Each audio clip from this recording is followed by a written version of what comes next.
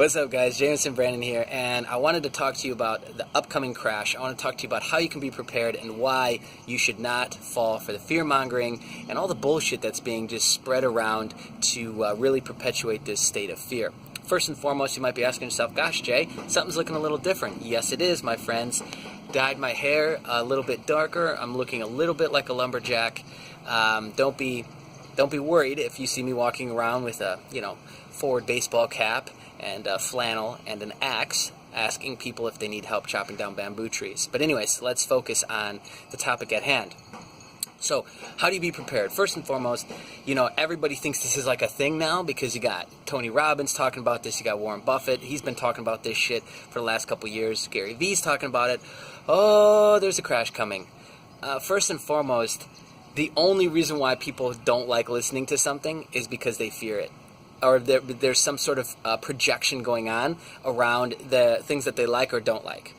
So there's nothing to fear about the upcoming crash. Yes, there's one coming. We reset and have a bull market once every, 5-6 years. And we're going on 9 years. So we've got a big one coming. There's a lot of sectors that need help. The financial sector is in trouble again with big banks. The college funds and the college debt ratio is getting out of control. A lot of our basic core foundation is at risk right now in America. Our dams and our natural water systems, our electricity grid, all this stuff is due for an upgrade, and everybody's been ignoring it. So if shit started falling apart tomorrow, don't be surprised. Here's where the issue comes in, is when shit starts to get chaotic, everybody just defaults back to the reptilian brain, and the fight or flight just kicks in, and everybody's just reacting. Oh my God, and they're going to the stores, and they're panicking, and they're going to the ATM machines, and they're panicking. None of that is actually going to really help you. Obviously, you need food, you need water. Those are basic necessities. But being able to stay calm and resolute in these high-frequency, very stressful situations is the most important thing. Because if you look at somebody like Warren Buffett, who's consistently been able to compound his wealth over time, it's genius, and it's incredibly simple. He tells you exactly what he does. He tells you exactly what his game plan is. And there's his 2 rules of investing: don't lose money, number 1. Number 2, don't forget rule number 1, right? So he consistently does the same thing, and he always has. He started off with a very small amount of money, $100. And then he got up to 100,000, I believe was his first bigger investment. And he started off with family and friends, and then he grew into bigger takeovers and bigger steps and bigger moves. And if you look at him today and what he's accomplished, being $67.3 billion, one of the richest men in the world, completely humble, doesn't really bother him at all that he's got so much money. Steve Jobs was a similar situation to where he didn't care how much money you had. He cared what you could create, who you were, what your value was as an individual. The money thing didn't really bother him that much. My point by saying all this is that mentally you have to be tough. These guys didn't succeed because they had special genes. You have guys who constantly are making tons of money out of bull markets, like Warren Buffett, Apple, Google. Every big company that you see will continue to make huge amounts of money in bull markets. And it's because they have the mental toughness to actually handle this.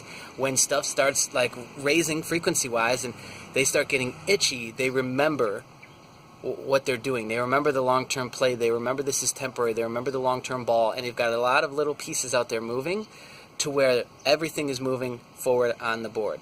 Even right now as I shoot this video, what most people don't realize is that, we're in a tiny little bull market right now. Look at how much money Warren Buffett has made just off of Donald Trump getting elected into office. I think it was 20 or 40 billion he's already made off of that transition. He's getting that good at it. He's getting that good at the human behavior and the human dynamic piece. But when it comes to what's going to happen, what's going to go on, you don't know what's going to happen 1 second from now, let alone do we know what's going to happen with this next crash. I think people get a little too worked up and a little too stressed out when you need to remember that calm and steady wins the race. Get focused, get clear on what you're doing, and start to work at building up this agility and this capacity for a lot of shit going on at the same time. And these thresholds, that's why, if you notice, like one thing I've consistently talked about over the last 3 years in an area of primary focus of mine has been to invest in myself, has been to invest in pushing my edges and pushing my boundaries to increase my capacity, my okayness levels with a lot of stress, with a lot of things going on my plate, with a lot of good and bad going on. You have to keep pushing that and keep pushing your edges so that you're ready for something like this. And the thing that I see consistently is that most people just aren't. You know, they're already living in such a high state of terror, and the media and all the manipulation that's going on, and just the amount of volume of media that's getting hit, you know, day in and day out.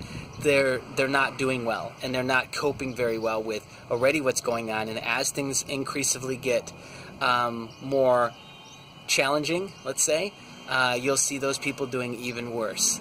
And so I guess this video, the point of it, the core essence of it, is just a friendly reminder that if you're not investing time into stretching your edges and stretching your boundaries and increasing your capacity and threshold levels, when things actually start hitting the fan, you're not going to do well. And that will matter more this time than ever. You know, in the past, we've seen financial markets crash, and we've seen that being a big play. But I think this next one coming up, it's going to be most important to really have a strong mental game. So anyways, I just wanted to share that message with you. In the comments, I would love to hear about some processes or some things that you have done to stretch and push your boundaries, stretch and push your capacity. I'll share some of mine gladly. You can catch up on some more deeper information on this at the blog. That's optimizingman.com. And, of course, share this around with your friends if you think it'll benefit them, and get them included in the conversation. Much love, my friends. See ya.